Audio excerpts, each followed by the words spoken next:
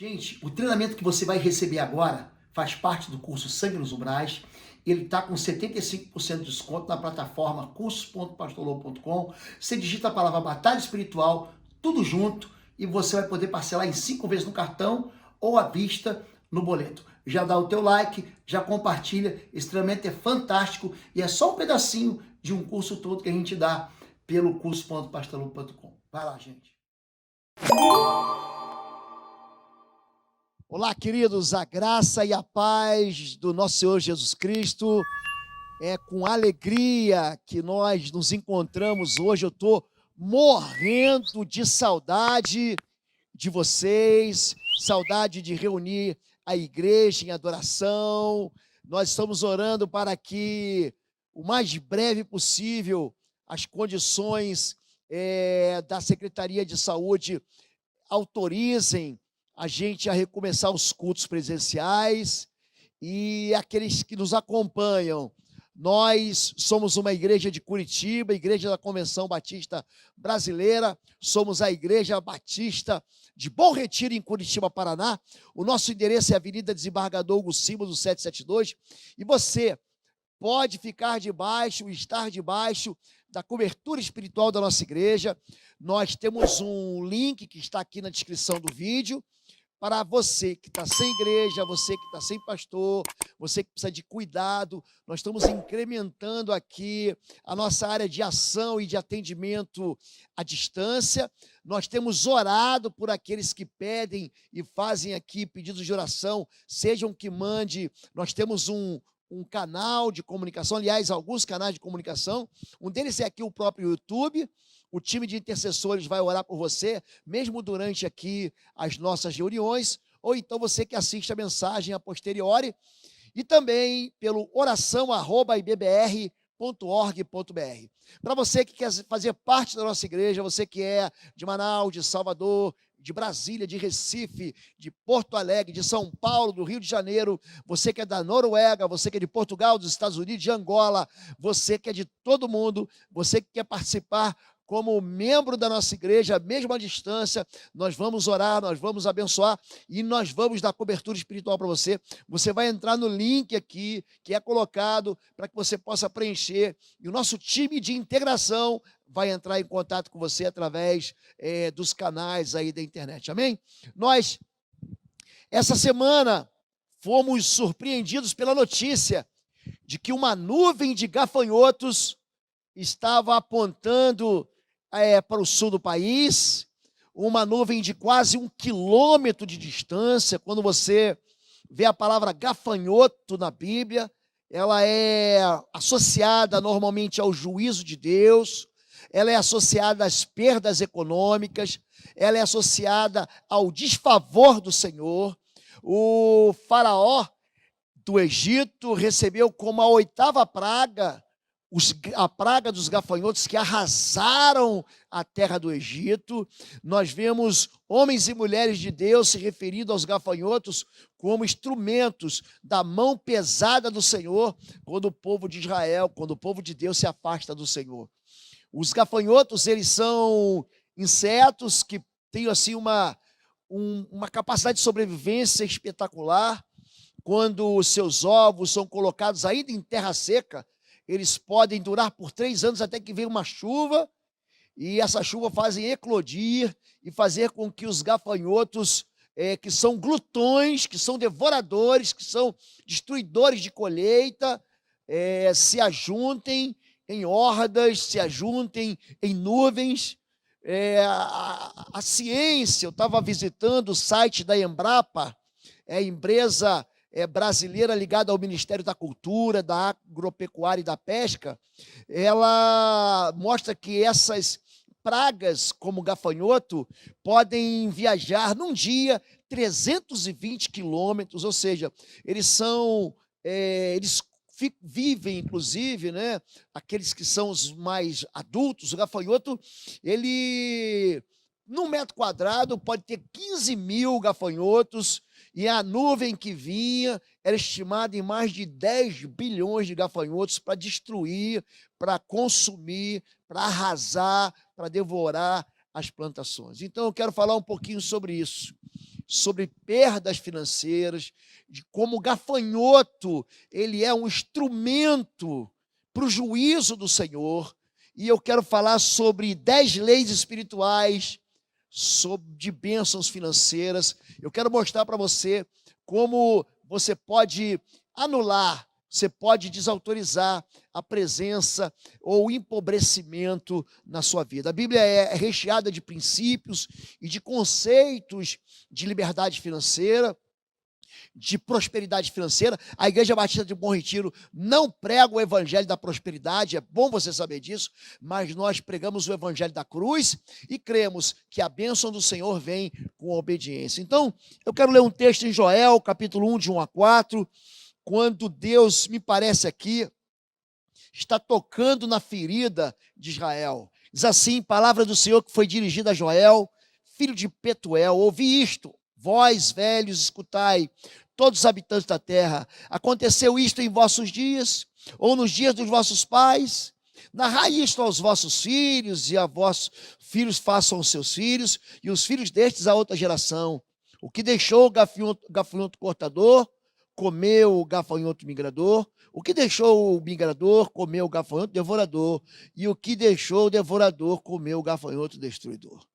Joel, a palavra Joel, esse profeta chamado também de profeta menor, não porque sua mensagem seja pequena, mas porque o seu livro é curtinho, você lê em poucos minutos, um livro que tem 3 capítulos e que fala sobre Israel no presente, fala sobre Israel no futuro e fala sobre o dia do Senhor. Essa é a visão de Joel. A palavra Joel significa Jeová é Deus, ou Yahvé é Deus.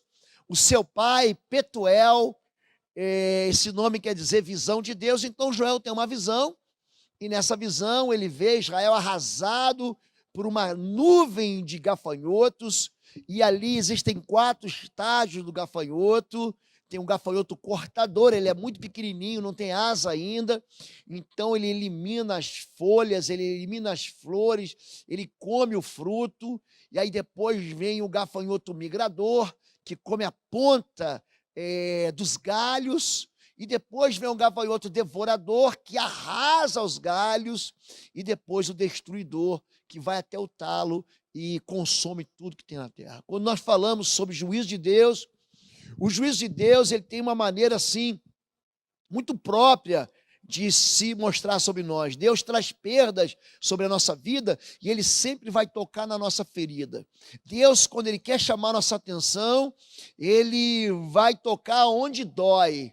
Gente, e a perda financeira, o engasgamento econômico, a falência, a bancarrota, ela é uma das maneiras mais doloridas de chamar a atenção de alguém. Se você quer assim tirar o apoio, se você quiser tirar a esperança de uma pessoa, é só tirar dele os recursos, é só tirar dele o dinheiro, é só tirar dele aquilo que ele tem para sobreviver.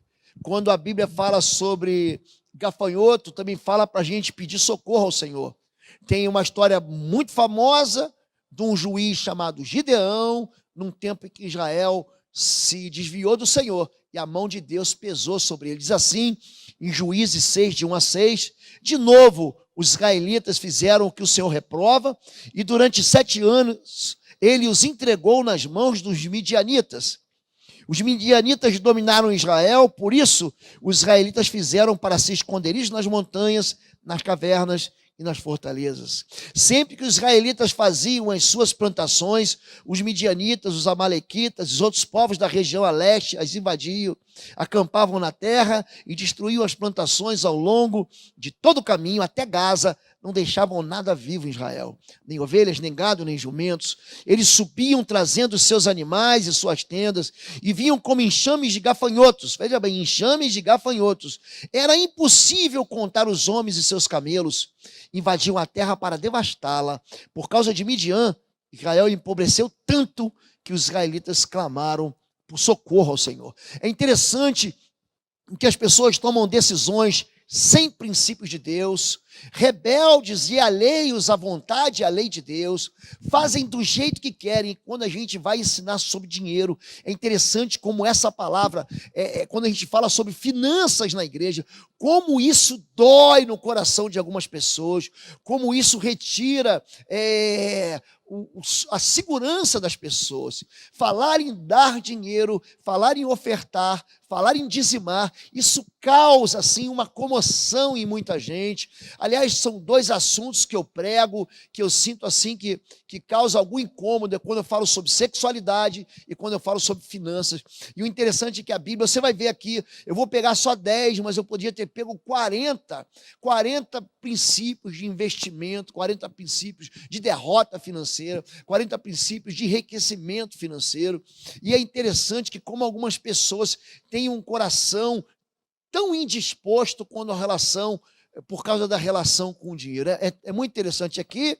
O que está acontecendo? Israel desobedece ao Senhor, assim que começa o texto.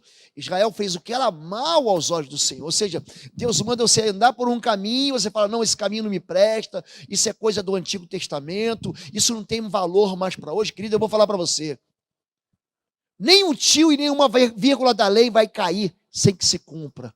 É necessário que o princípio do reino de Deus seja estabelecido. Então aqui eu não vou ensinar para você uma lei judaica, um princípio hebreu, vou ensinar para você conceitos do céu, para que você tenha uma vida equilibrada financeiramente. Amém? A nossa igreja, ela trata com toda a lisura os recursos que o Senhor manda para essa igreja. Nós temos aqui sustentado algumas famílias, socorrido pessoas que estão passando necessidade e distribuído, como diz a palavra, bens aos pobres. A palavra de Deus diz que coisa mais bem-aventurada é dar do que receber. A Bíblia diz que a pessoa que trouxe para cá esse copo de água fria, que me deu esse copo de água fria, vai receber galardão no céu. Então, abre o teu coração para você ouvir a palavra do Senhor. Amém? Deuteronômio 28, 38 diz assim, lançarás muita semente ao campo, porém colherás pouco, porque o gafanhoto a consumirá.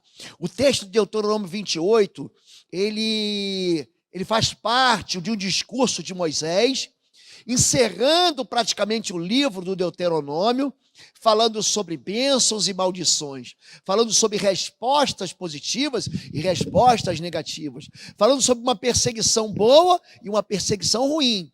E aqui ele está dizendo, se você não ouvir a voz do Senhor, que essas maldições te perseguirão e te alcançarão. E uma delas é, lançarás muita semente ao campo, ou seja, você vai investir muito, você vai trabalhar muito, você vai se esforçar muito, porém colherás pouco, porque o gafanhoto a consumirá. Malaquias 3, de 10 a 11, fala de filhos que roubam o pai. Já imaginou assim, um filho roubar o pai? Já imaginou isso? Um filho ir lá e assaltar o pai de mão armada? E é isso que a Bíblia diz. Roubará o homem a Deus, todavia vós me roubais, e dizeis em que te roubamos nos dízimos e nas ofertas. Esse texto, na verdade, é Malaquias 3, 8 a 11, fazendo a correção aqui. Com maldição sois amaldiçoados. Olha que palavra dura. Porque a mim me roubais vós, a nação toda, não só o sacerdote, não só aqueles homens levitas, quer dizer, a nação inteira. Trazei todos os dízimos à casa do tesouro, para que haja mantimento na minha casa, e depois fazei prova de mim, diz o Senhor dos Exércitos, se eu não vos abrir as janelas do céu e não derramar sobre vós tal bênção. Ele está dizendo o seguinte, com maldição você vai ser amaldiçoado se você me roubar, mas se você abrir o teu coração, vai vir bênção, e vai vir bênção tal, que dela vos advém a maior abastança. Também por amor de vós, repreenderei o devorador. Olha o gafanhoto aqui. E ele não destruirá os frutos da vossa terra, nem a vossa vide no campo, lançará seu fruto antes do tempo, diz o Senhor dos Exércitos. Há aqui um desafio, trago o dízimo, há uma promessa, eu vou abrir, vou abençoar vocês, eu vou abrir janelas dos céus. Há um desafio para você provar, experimente, provar e vede. Provar e fazer prova diante do Senhor. E ele fala, por causa de vós, eu vou repreender esse gafanhoto devorador. Quando nós lemos Joel 1-4, ele fala sobre 4 tipos de gafanhotos, né? O gafanhoto cortador, o gafanhoto migrador, o gafanhoto devorador e o gafanhoto destruidor. Ele está falando o seguinte aqui, que existem perdas financeiras que vêm porque você desobedece ao Senhor. Você está pensando que você está sendo muito esperto, mas você está quebrando a cara. O dízimo, ele é um princípio bíblico de você colocar Deus em primeiro lugar. É um princípio de uma primícia. É um princípio de você dizer assim, eu confio no Senhor, eu não confio no dinheiro. Por quê? Porque quando o mal toca em você, você vai perceber que o dinheiro não vai resolver a sua vida. É um egoísta insatisfeito. O dinheiro, gente, ele é um ser. Eu vou chamar isso uma potestade, porque Jesus diz isso, você não pode servir a Deus e as riquezas. E aqui diz, mas houve que em si mesmos se indignaram e disseram, para que se fez esse desperdício do bálsamo? Em Marcos 14:16 fala assim, não, cada um com seus problemas, para que você vai fazer a obra do Senhor? Para que você vai abençoar a obra do Senhor? Isso é um desperdício, você podia estar investindo aí num outro programa social, você podia estar investindo na vida de gente pobre, mas na verdade o avarento, ele vai ter sim uma boa desculpa, ele vai ter sim uma boa razão, ele vai racionalizar o pecado. Por quê? Porque o Deus dele é o dinheiro. Então, quando a Bíblia fala sobre isso, diz que o dinheiro, ele determina o valor das coisas. Não haja nenhum imoral ou profano como Esaú, que por uma única refeição vendeu seus direitos de herança como filho mais velho. É interessante que tem gente que quer controlar o dinheiro. Não, eu vou dar o dinheiro aqui, eu vou dar o dinheiro. O dinheiro é teu, você faz o que você quiser.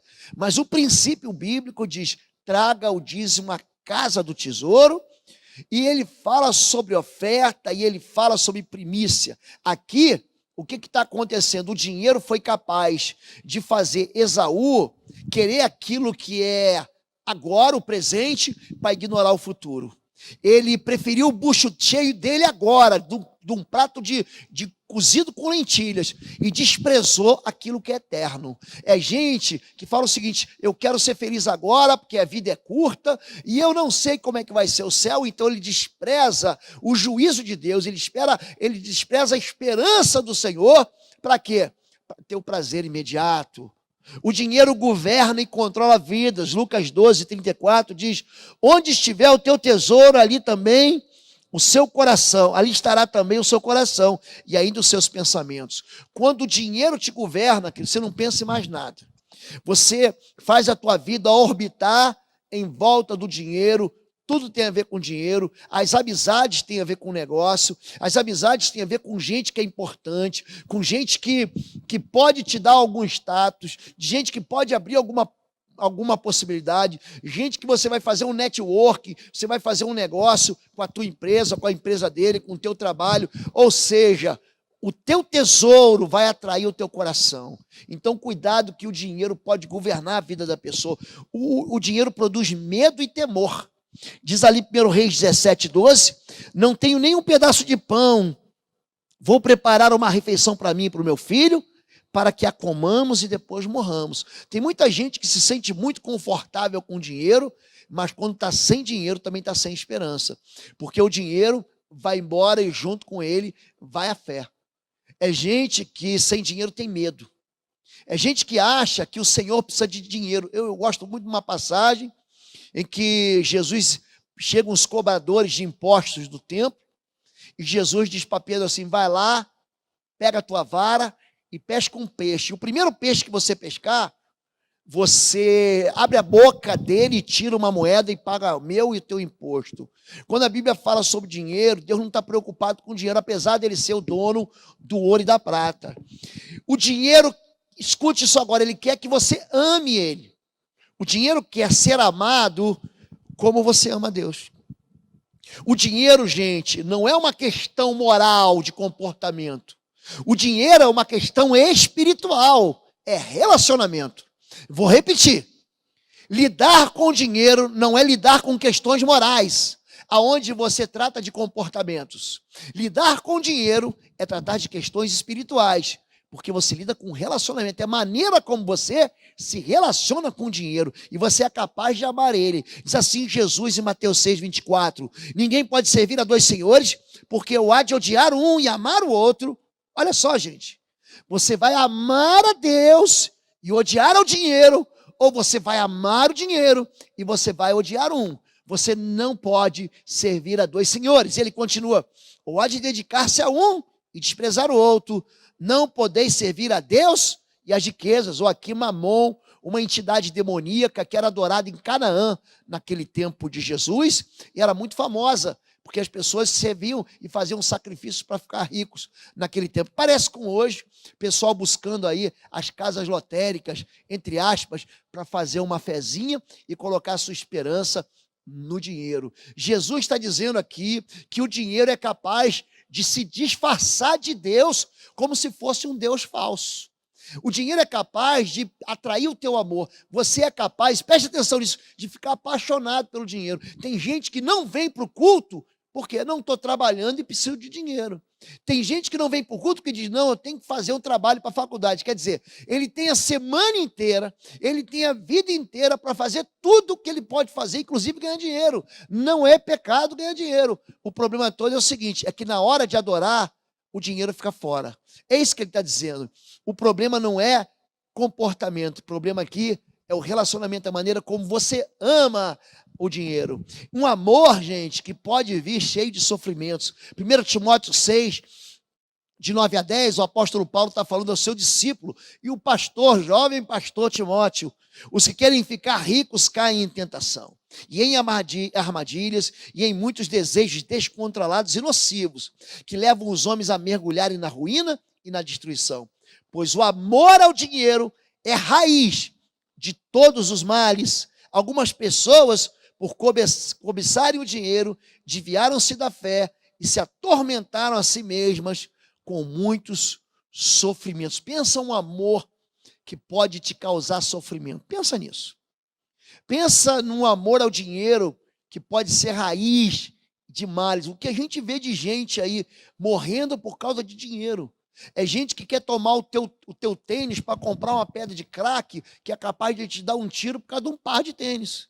Que é capaz de te meter a faca por causa de um celular. Gente, quantos celulares você já teve na vida? Você lembra do tempo do tijolão, daquele Nokia? Eu lembro do Nokia que eu tinha azul, horrível, que toda hora eu tinha que sair para levantar para buscar uma antena, até que chegaram lá, chegou o primeiro iPhone, aí depois veio o iPhone 2, o iPhone 3, o iPhone 5, já estamos no iPhone 11X e não sei o quê. E são pessoas que dão mais valor ao dinheiro para comprar as coisas do que dá valor às pessoas. Então o amor ao dinheiro, ele é raiz de males. Judas traiu Jesus por causa de dinheiro. José foi vendido pelos irmãos, gente, não se engane, por causa de dinheiro. O filho pródigo sai de casa por causa de dinheiro. O irmão do filho pródigo fica zangado porque o pai recebe o irmão que gastou dinheiro. Então a Bíblia fala muito sobre esses princípios e leis de felicidade. Esse amor ao dinheiro, gente, fecha os céus. Diz assim, Lucas 18:25, de fato, é mais fácil passar um camelo pelo fundo de uma agulha do que um rico entrar no reino de Deus. Você está entendendo isso? Gente que tem o seu amor ao dinheiro não há problema nenhum, viu, querido? Você ser rico.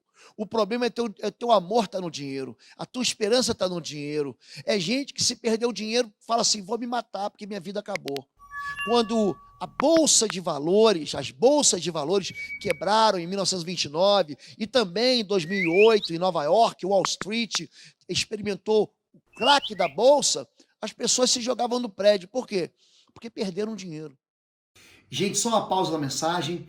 Os nossos livros e uma série de outros na área de libertação e batalha espiritual estão na nossa loja virtual www.institutoexodo.com e vão abençoar a sua vida. Se você quiser ajudar a gente a manter o canal, seja membro. Aqui embaixo você aperta e você vai abençoar e vai ajudar a gente a ministrar na vida de mais pessoas. Fica com Deus e aproveite essa mensagem. O dinheiro é capaz de levar você ao suicídio. O dinheiro é capaz de impedir você de receber a Cristo. Jesus diz que o semeador saiu a semear e teve uma semente que caiu num lugar. Ele falou assim, a semente não conseguiu crescer. Por quê? O amor ao dinheiro, o engano das riquezas não deixa a palavra prosperar. Ele vai dizer, esse negócio de ser crente é coisa para pobre. É coisa para gente que não tem o que fazer, que não tem aonde buscar a sua alegria. E ele não sabe que o céu está fechado para ele. É um amor, gente, que é sempre insatisfatório. Eclesiastes 5,10 diz o seguinte, quem ama o dinheiro jamais terá o suficiente, quem ama as riquezas jamais ficará satisfeito com os seus rendimentos. Gente, pensa um amor que você vai trazendo para dentro de você, querendo encher você, que nunca vai te satisfazer. Porque quem ama as riquezas nunca vai ficar satisfeito. É gente que faz do dinheiro o seu próprio Deus. E eu quero mostrar para você como é que Jesus nos ensina a lidar com o dinheiro e quais são as leis espirituais a respeito da bênção financeira. Diz assim em João 12, de 3-6, então Maria pegou um frasco de nardo puro, que era um perfume caro, e derramou sobre os pés de Jesus e enxugou com os cabelos. E a casa encheu-se com a fragrância do perfume. Mas um dos seus discípulos, Judas Iscariotes, que mais tarde iria traí-lo, fez uma objeção. Por que este perfume não foi vendido e o dinheiro dado aos pobres? Seriam 300 denários. Ele não falou isso por se interessar pelos pobres, mas porque era ladrão, sendo responsável pela bolsa de dinheiro, costumava tirar o que nela era colocado. Jesus tem 12 discípulos. É como se você tivesse uma empresa com 12 gerentes, com 12 diretores, e aí você não é pego de surpresa. Aqui Jesus não é pego de surpresa. Jesus já sabia quem era Judas, e ele promove Judas como diretor financeiro da empresa. Ele promove Judas como o CFO da sua empresa. E esse Judas, ele vê que uma mulher derrama muito dinheiro sobre um perfume muito caro, porque ali a questão é valor mesmo, é preço, aliás. Ela pega e joga, e podia ser vendido por 300 denários. Gente, 300 denários, hoje, em dinheiro de hoje no Brasil, 12 mil reais, é isso, 12 mil reais. Então, seria mais ou menos 2.300 dólares, 2.400 dólares, por aí, um perfume sobre Jesus. Então, aquele homem, ele não estava interessado no pobre, ele era um egoísta, ele estava pensando nele, ele falou assim, eu podia ficar com uma parte aqui. E como é que Jesus, ele despreza Mamon? Como é que Jesus diz assim, eu não tenho amor ao dinheiro? Ele pega e coloca como o seu tesoureiro um Judas, um traidor. Nós, cristãos de corte evangélicos, em nossas igrejas, nós temos tesoureiro. O nosso tesoureiro é um homem de caráter ilibado. Pensa num homem, aliás, não é só um, são dois, nós temos o primeiro e o segundo tesoureiro, e as finanças da nossa igreja passam por um exame de contas, que é o CAF, que é um conselho de administração em finanças, que vão julgar, que vão trazer à luz aquelas notas, aqueles pagamentos, para ver se está tudo ok. Agora, naquele tempo, Jesus dá a bolsa do dinheiro para o ladrão, como quem diz, eu estou te desprezando. O meu amor não está no dinheiro. A Bíblia diz que as mulheres e homens serviam a Deus com ofertas e sustentavam o ministério de Jesus na terra. E aqui, Jesus, ele fala sobre algo impressionante, porque ele vai mostrar logo em seguida como é que o dinheiro pode dominar o coração de uma pessoa que é um crente insuspeitável. Diz assim, em João 13, 27, então logo Judas comeu o pão, Satanás entrou nele. Olha só, gente, como é que o dinheiro é espiritual. O que você está para fazer, faça depressa, disse-lhe Jesus.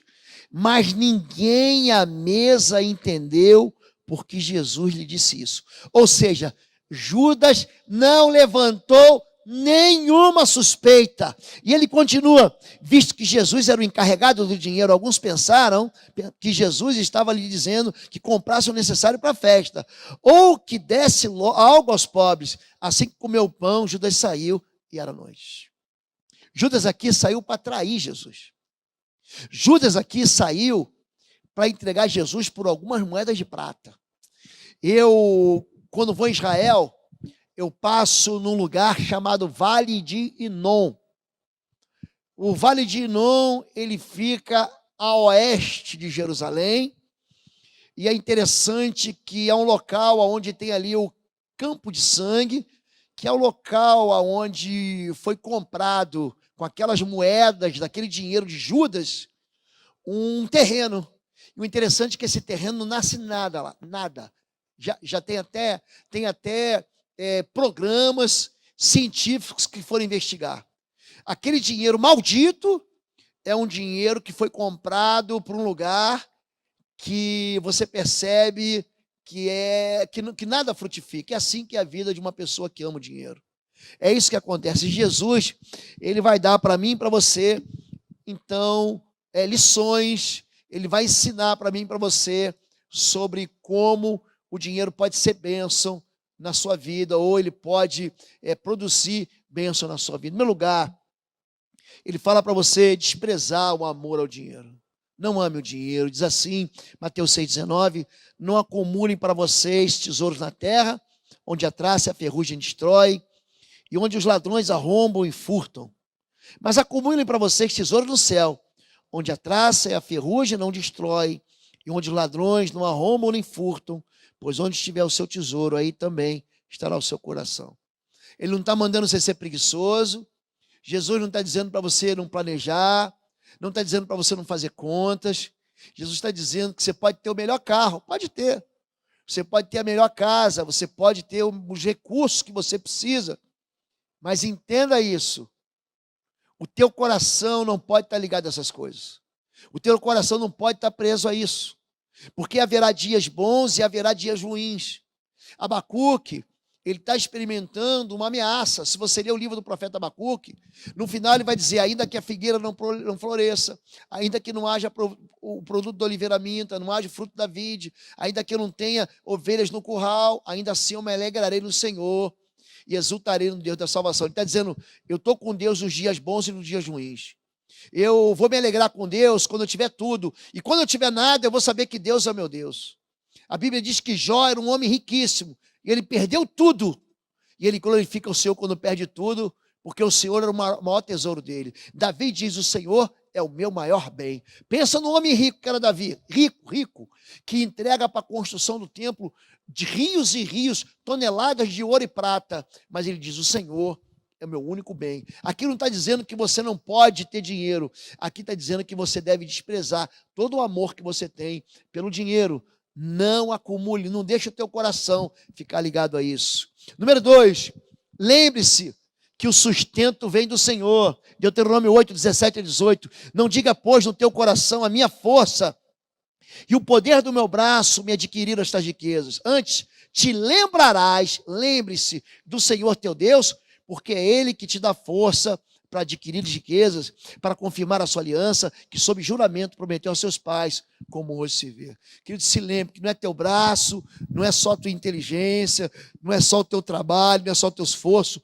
A bênção está vindo porque o Senhor está dando força ao teu braço e está te dando capacidade de gerar riqueza. Número 3, não tenha medo de ficar sem dinheiro, querido. Tenha medo de ficar sem Deus. Mateus 16, 26. Pois que aproveita o homem ganhar o mundo inteiro se perder a sua alma? Ou o que dará o homem em recompensa a sua alma? Querido, a Bíblia não diz bem-aventurados os ricos. A Bíblia diz bem-aventurados os pobres. Sabe por quê? Porque os pobres, eles não têm o que botar na barriga, eles não têm o alimento, então eles vão pedir socorro para o Senhor. O rico, ele senta na mesa e esbanja e nem dá graças.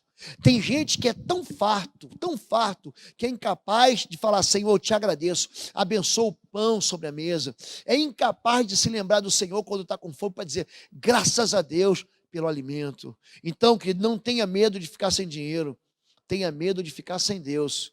Porque do que adianta você ganhar o mundo inteiro e você perder a sua alma. Número 4, poupe no tempo em que as coisas estão boas. Seja prudente no tempo da fartura. Provérbio 21:20. Na casa do sábio há comida e azeite armazenados, mas o tolo devora tudo que pode.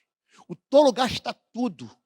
O tolo, ele está preocupado com o prazer, com o apetite dele. Provérbios 6, de 6 a 8. Gente, são palavras de um homem riquíssimo, chamado Salomão. Observe a formiga, preguiçoso, reflita nos caminhos dela e seja sábio.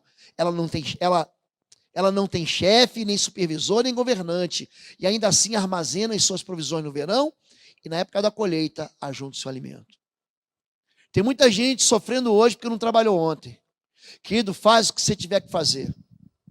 Ah, pastor, mas eu me formei para trabalhar como biólogo, como farmacêutico, como professor. Querido, enquanto os céus estão cerrados, trabalhe no que você puder trabalhar. Levante cedo, se esforce. Não vem com essa história de que eu já distribuí o meu currículo. Vai atrás do prejuízo. Aproveita para você ajuntar no tempo da fartura.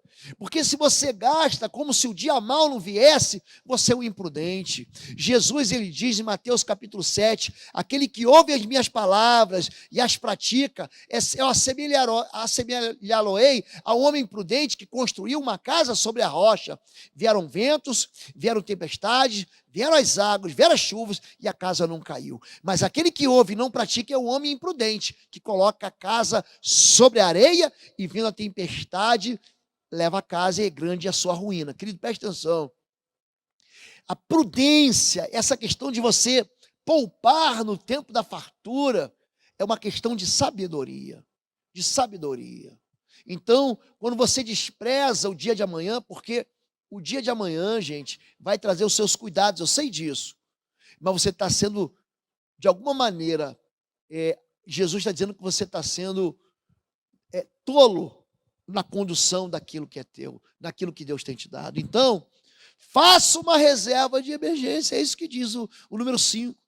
Gênesis 41, de 34 a 36, o faraó também deve estabelecer supervisores para recolher 1/5 da colheita do Egito durante os 7 anos de fartura. Eles deverão recolher o que puderem nos anos bons que virão e fazer estoques de trigo que, sob o controle do faraó, serão armazenados nas cidades. Esse estoque servirá de reserva para os 7 anos de fome que virão sobre o Egito, para que a terra não seja arrasada pela fome. Tem muita gente que está sendo arrasada pela miséria, por quê? Porque foi imprudente.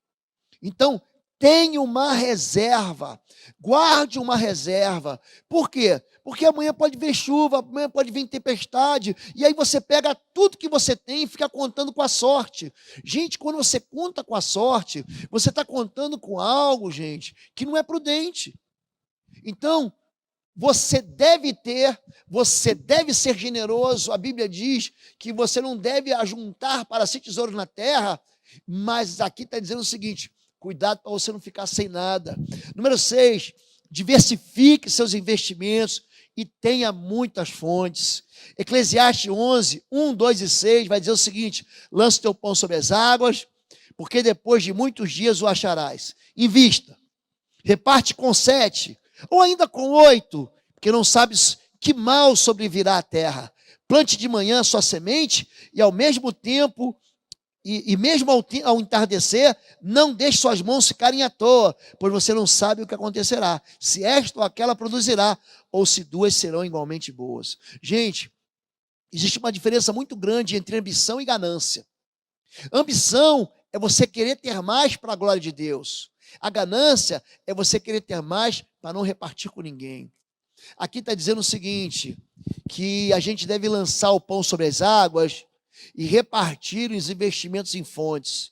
Tem gente que fica muito satisfeito. Não, eu já estou com o meu trabalhinho aqui, eu já tenho o meu pequeno salário, querido. Não deixa a tua mão à toa. A Bíblia diz, isso é o mandamento do Senhor: trabalharás 6 dias. Você pode descansar 1, mas 6 dias você tem que trabalhar. Tem gente que fica muito satisfeito, e eu estou vendo gente ser muito satisfeito com essa questão do Covid, do isolamento social. Tem gente que está sofrendo porque está trabalhando em casa, a mesma coisa que trabalhava na empresa, e ainda tem que ouvir a mulher, tem que cuidar do filho. Existe uma exigência social, domiciliar, familiar, se pesa ainda mais sobre ele, mas tem gente que está acordando meio-dia. Tem gente que não está aproveitando para fazer um curso. Tem gente que não está aproveitando para descobrir novidades. Você sabia que a Universidade de Harvard está dando curso de graça? Pastor, mas eu não sei inglês, querido, eu estou falando para você, a Universidade de Harvard está dando curso de graça. Existem cursos hoje que são oferecidos na internet para você fazer, para você crescer, para você ser abençoado, para você aprender a abrir fontes, aprender a fazer um negócio. Ou seja, não deixa a sua mão ociosa, cuidado com a preguiça. Número 7, seja honesto e íntegro. O dinheiro ganho com desonestidade diminuirá, mas quem o ajunta aos poucos terá cada vez mais. Provérbios 13, 11. Provérbios 16, 8. É melhor ter um pouco com retidão do que muito com injustiça. Sabe quem fala isso aqui? Salomão. Salomão, gente, ele era tão rico que naquele tempo, no tempo dele, a prata perdeu o valor. Era só ouro que valia. Quando a pessoa é desonesta, quando a Bíblia diz, não roubarás, ela não está sugerindo que você deve proteger aquilo que é do outro, proteger o bem alheio. Não está falando assim, não entre nesse crime. Não está falando isso. A Bíblia está falando o seguinte, que o roubo atrai sobre você maldição. Leia em casa, Zacarias 5,3. Leia em casa. Diz assim diz o Senhor, maldito o que rouba, maldito o que jura falsamente. Eu farei entrar, diz o Senhor dos Exércitos, a maldição na sua casa. Ela vai destruir as vigas e os tijolos. Querido, pior coisa que pode ter na tua vida, a maldição tocar na tua vida. E quando você é desonesto, quando você não paga o trabalhador em dia, quando você ignora o princípio de Deus para a honestidade, a Bíblia diz o quê? Dai a César o que é de César e a Deus o que é de Deus. A desonestidade não vai contribuir para a tua prosperidade de jeito nenhum. A desonestidade vai levar você à falência. Número 8, tenha cuidado, porque o dinheiro acaba. E ganhei uma fortuna. É gente que ganha o 13º e acha que pode sair gastando, que perde o controle do seu cartão, que perde o controle das suas dívidas, que vai passando cheque. Aliás, hoje nem se usa cheque, há muitos anos não se usa cheque, mas tem gente que ainda usa. Então é gente que está gastando descontroladamente, querido, o dinheiro acaba. E diz assim, Provérbios 27, 23 a 24, esforce-se para saber bem como as suas ovelhas estão, dê cuidadosa atenção aos seus rebanhos, pois as riquezas não duram para sempre e nada garante que a coroa passe de uma geração para outra. Dá vontade aqui de ler aquele livro, Pai Rico, Filho Nobre, Neto Pobre. Não passa de geração em geração se você não ensinar teu filho a trabalhar. Não passa de geração em geração se você não cuidar do que é teu.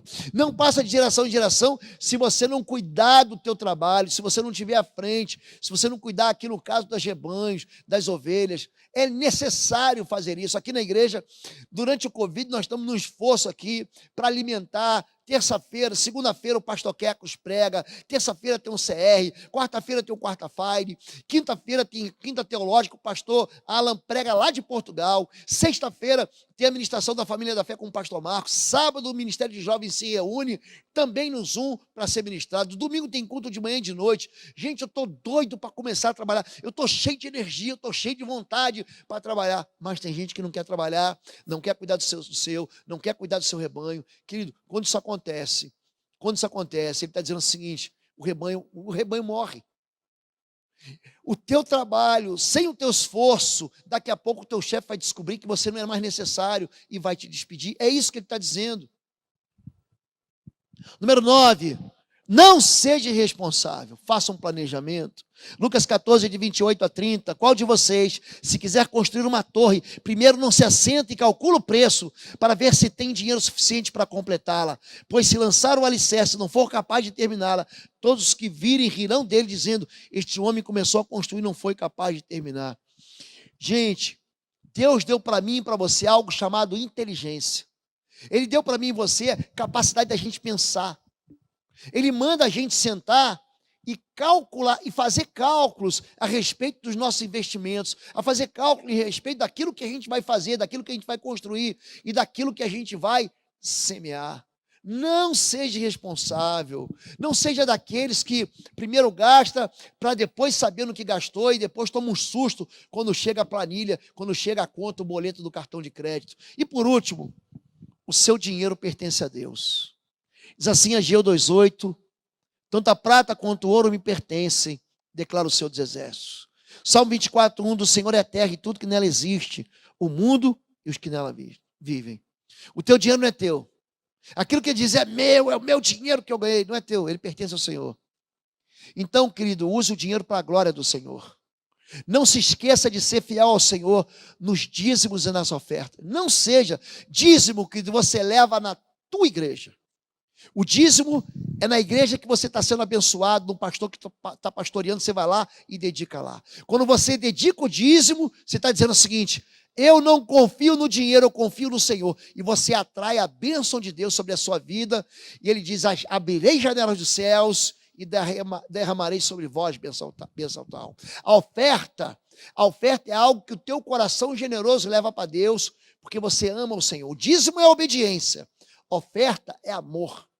Eu entrego ao Senhor, honra ao Senhor com as primícias da tua fazenda. A primícia é colocar Deus em primeiro lugar. Então não se esqueça desses princípios. Tem muita gente falindo, muita gente vivendo em sofrimento econômico, muita gente sofrendo, correndo atrás do dinheiro e colecionando derrotas, e muita gente que está do teu lado, que está obedecendo princípios, que está obedecendo ao Senhor, e que tem esperança no Senhor, tem obediência no Senhor e está prosperando. A Bíblia diz: não tenha medo, porque Deus suprirá. Lucas 12:32. Não temais, ó pequeno rebanho, porque a vosso Pai agradou dar-vos o reino. Deus é um Deus que dá para quem pede. Amém? Eu quero orar por você. E eu quero consagrar agora, nesse momento, você que tem dedicado dízimos, ofertas, você que tem ajudado o pobre, o necessitado, você que tem distribuído pão àquele que come, você que tem trazido cesta básica para que a igreja possa nutrir e suprir a vida daqueles que estão passando necessidade, vocês que têm ajudado a gente nas campanhas do Drive-Thru, você que tem ajudado a igreja nas campanhas que a gente tem de construção da igreja. Gente, isso tudo vai cooperar para a bênção de Deus na sua vida. Amém? Pai querido, em nome do teu filho Jesus, nós queremos te pedir perdão, Senhor Deus, porque ignoramos os princípios de vida eterna e leis de bênção financeira que o Senhor sempre trouxe. A tua Bíblia aqui, eu trouxe um punhado de versículos e passagens que eu tirei da tua palavra, Pai, para abençoar o teu povo. Não deixe o teu povo tropeçar na ignorância, não deixe o teu povo se manter com os seus olhos fechados com relação àquilo que só quer ensinar, com relação àquilo que só quer apresentar ao teu povo, para que eles possam trilhar um caminho de fartura e de bênção. Eu quero, em nome de Jesus, pedir perdão, em nome de todos aqueles, Pai, que têm sonegado dízimo, ofertas e primícias, pessoas que têm confiado mais no dinheiro do que no Senhor, pessoas que têm duvidado da tua provisão. Pai, tem misericórdia deles em nome de Jesus. Tira os teus filhos do calabouço da incredulidade, do medo e do engano. Tira esse amor que eles têm pelo dinheiro, Pai, e faz com que teus filhos aprendam a ter um coração generoso, semeador e cheio da tua bênção. Quero abençoar a sua casa, o seu trabalho, a obra das suas mãos. Clamar, Pai, para que o Senhor receba essa oferta que teus filhos têm trazido, têm enviado, têm depositado. Ó Pai, receba essa oferta como um sacrifício ao Senhor, o dízimo como prova da obediência, do amor dos teus filhos. Pai, abre as janelas dos céus, faz derramar sobre eles bênção sem medida, Pai, e repreende esse devorador, esse gafanhoto na vida dos teus filhos, para que o fruto da terra não aborte e os teus filhos tenham os seus lagares cheios, tenham os seus celeiros fartos, em nome de Jesus. Eu te abençoo em nome de Jesus assim. Você vai ajudar muito a gente se você der um like nessa mensagem, compartilhar e dizer o seguinte: a Igreja Batista de Bom Retiro pode abençoar a sua vida lá em Curitiba. Amém? À noite tem mais. Às 19 horas nos reencontramos aqui e vamos continuar trabalhando nessa questão de bênção financeira em nome de Jesus. Amém? Que o amor de Deus, nosso Pai, e a graça do nosso Senhor e Salvador Jesus Cristo e as consolações do Espírito Santo de Deus seja sobre sua vida, seja sobre sua casa, sua família, sobre seus bens, seus negócios, sobre sua vida de você que é espalhado sobre todo o Brasil e a face da terra, em nome de Jesus, amém. Amém? Fica com Deus, fica na paz.